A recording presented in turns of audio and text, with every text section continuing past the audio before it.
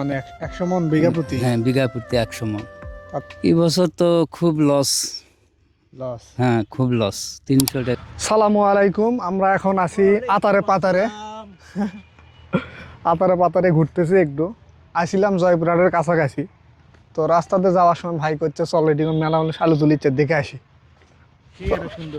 হ্যাঁ, আপনার কাছে তো মাইক্রোফোন নাই, করে হবেন না। যাই হোক, আলু তোলা দেখার জন্য আসলাম। মূলত আমাদের এলাকাত এত আলু দেখা যায় না সচরাচর। চলেন ঘুরে আসি।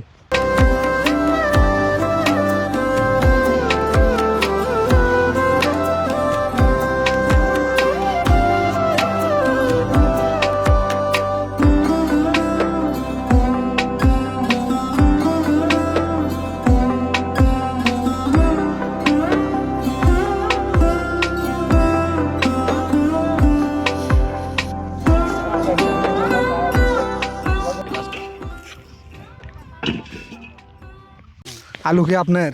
জি, আচ্ছা, কতখানি আবাদ করছেন? আমি 5 বিঘা। 5 বিঘা? জি, 5 বিঘায় কেমন কেমন আলু হয়? 5 বিঘায় মনে কর বিঘা প্রতি 110 আসবে, 100 আসবে। মানে 100 মন বিঘা প্রতি? হ্যাঁ, বিঘা প্রতি 100 মন। তাতে খরচ কেমন, আর সেটা বিক্রি করে বর্তমান বাজার অনুযায়ী লাভ কেমন? এই বছর তো খুব লস। লস। হ্যাঁ, খুব লস। 300 টাকা 350 টাকা মন আলু। এগুলো আলু যদি 500 থাকতো তাও একটা কৃষকের সুযোগ সুবিধা হতো, বোঝেন না?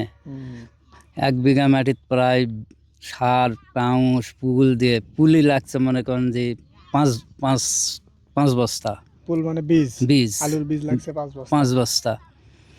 বিঘা প্রতি খরচ তাহলে কিরকম?